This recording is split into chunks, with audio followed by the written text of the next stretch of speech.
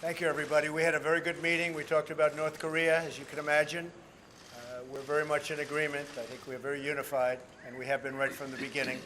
This is something that has to stop. We all feel that very strongly. I will be speaking to President Xi tonight from China, and we've been working very closely with China and with other countries.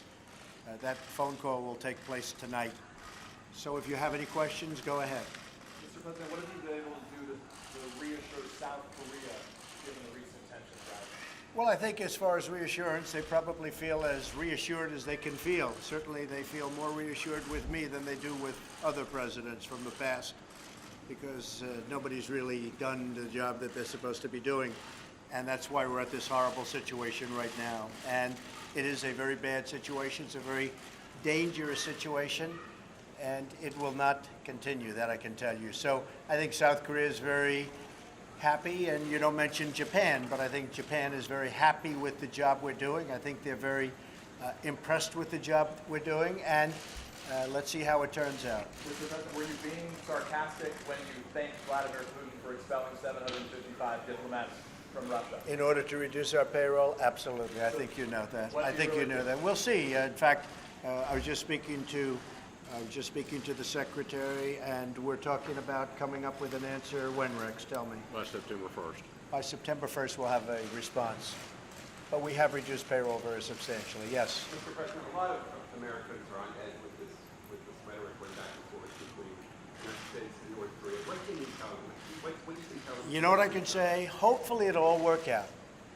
Okay? Nobody loves a peaceful solution better than President Trump, that I can tell you. Hopefully it'll all work out. But this has been going on for many years. Would have been a lot easier to solve this years ago before they were in the position that they're in. But we will see what happens. We think that lots of good things could happen, and we could also have a bad solution. But we think lots of good things can happen. What would be a bad solution, sir?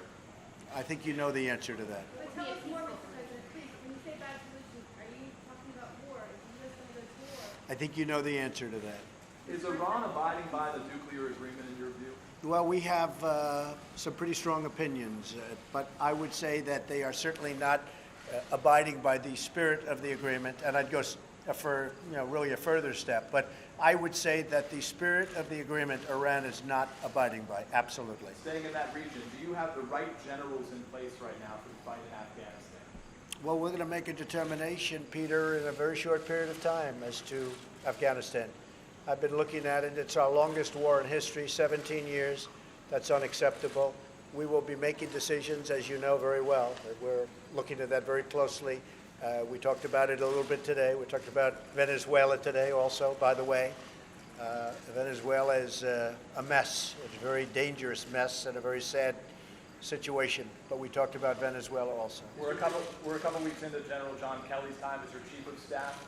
What have you done differently? What has he done to change the way you act, perhaps in the way that your White House acts? Well, I think General Kelly has done a fantastic job. He's a respected person, respected by everybody. Things have come together very nicely. And I have to say, I think probably, and I've gone through this a lot, but I think very, very few presidents have done what we've done in a 6-month period. Whether it's optimism in business, whether it's a stock market, whether it's picking up $4 trillion in value with companies and equity, whether it's all of the many things, including a Supreme Court justice, regulations being cut massively. We have, I think it's 48 bills being passed in the I'm talking about legislature, not just executive orders. I think few have done anywhere near what we've done. And we'll work now on tax reform cuts. We'll never stop working on, as you know, health care. That's also working. And we're working on other things, including infrastructure. We're going to have a very big infrastructure bill. So I think nobody's done, very rarely could I say that anybody's done. I'm not sure that anybody's done what we've done in a 6-month period. But I think that General Kelly has brought a tremendous, he's brought something very special to the office of chief. I call him chief. He's a respected man. He's a 4-star from the Marines. And he carries himself like a 4-star from the Marines. And he's my friend, which is very important. Mr. President, a number of Republican senators have rushed to defense of Senator Greeley and McConnell in the last day or so. What do you make of that? And if you reached out I to don't make anyone- anything of it. We should have had health care approved. He should have known that he had a couple of votes that turned on him, and that should have been very easy to handle, whether it's through the fact that you take away a committee chairmanship or do whatever you have to do. But what happened, in my opinion, last week is unacceptable. People have been talking about repeal and replace for 7 years, long before I ever decided to be doing what I'm doing. 7 years they've been talking repeal and replace, and it didn't happen. And not only didn't happen, it was a surprise. And it was a horrible surprise. And it was very unfair to the Republican Party and very unfair to the people of this country. So I was not impressed. Now, can he do good? I think so. I think we can do very well on taxes, cuts, reform. I think we're going to do well on infrastructure. And things will happen with respect to health care. And I think things will happen maybe outside of necessarily needing Congress, because there are things that I can do as president that will have a huge impact on health care. So you watch. Have you Stay spoken to tuned. the governor? Have you spoken to the governor of Guam? And what did you tell him? No, I have not, but I feel that they will be very safe. Believe me, they will be very safe. And if anything happens to Guam, there's going to be big, big trouble in North Korea. Have you ordered any change in our military readiness? I don't want it to say. I don't talk about that. You know that. I'm not one that says we're attacking Mosul in 4 months. Mr. Okay, President, we do it or we don't do it. Yes. You're interrupting your trip here to return to Washington on Monday. Can you tell us why you're doing that? Well, this isn't really for me a trip. You know, I stay out of Manhattan because it's so disruptive to go to Manhattan. Now, I will be going on Sunday night. I have meetings on Monday and Tuesday going to Manhattan. But I stay out because it's so disruptive. You know, all of my life, I mean my adult life, because I grew up in Queens, not in Manhattan. But during the time that I lived in Manhattan, whenever a president came in, it was very disruptive. And I think I'm probably more disruptive than any of them. So when they have to close Fifth Avenue, when they have to close 56th Street and many other streets, so I'm here for that reason. We're doing a tremendous amount of work. We're having, you know, large numbers of meetings, and I'm on the phone a lot. But I'm here for that reason. I would love to go to my home in Trump Tower, but it's very, very disruptive to do. So what's your trip to Washington on Monday?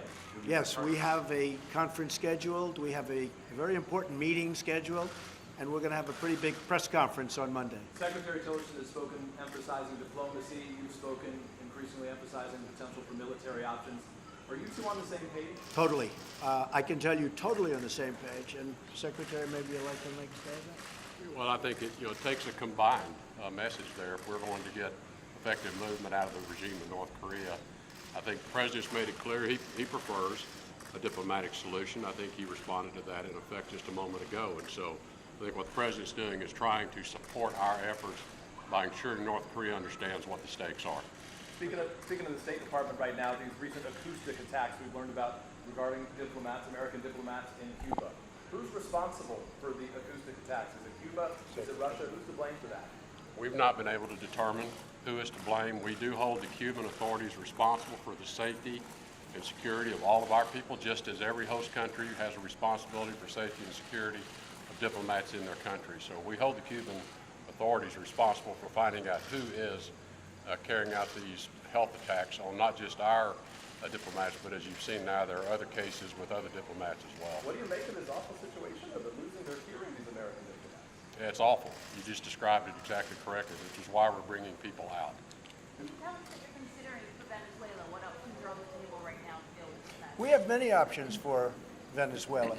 And by the way, I'm not going to rule out a military option. We have many options for Venezuela. This is our neighbor. This is, you know, we're all over the world. And we have troops all over the world in places that are very, very far away. Venezuela is not very far away, and the people are suffering, and they're dying. We have many options for Venezuela, including a possible military option if necessary. That would be U.S.-led, President? Say? That would be a U.S.-led military operation? We don't talk about it, but a military operation, a military option is certainly something that we could pursue. We heard from North Korean state TV saying we consider the U.S. no more than a lump which we can beat to a jelly anytime. Well, let me hear others say it, because when you say that, I don't know what you're referring to and who's making the statement. From Russia. But let me hear Kim Jong-un say it, okay? He's not saying it. He hasn't been saying much for the last 3 days. You let me hear him say it. Mr. President, do you support regime change in North Korea or in Venezuela? Do you think those regimes? I don't want to comment because I think they're very different places, so I don't want to comment. But I support peace, I support safety, and I support having to get very tough if we have to protect the American people and also to protect our allies. Do you think your vice president will be a candidate for president in 2020? I don't think so. No, I don't think so at all. He's a good guy. He's just, as you know, he's left for Colombia and various other places. He's been terrific. He's been a great ally of mine and a great friend of mine. Are you considering further economic sanctions against North Korea? Yes, we are. Yes, we are. Very strong ones. In which form? They're already very strong. We are considering additional sanctions at a very, very high level, and probably you could say as strong as they get. Okay, thank you very much, everybody. Thank you. Thank you. Thank you.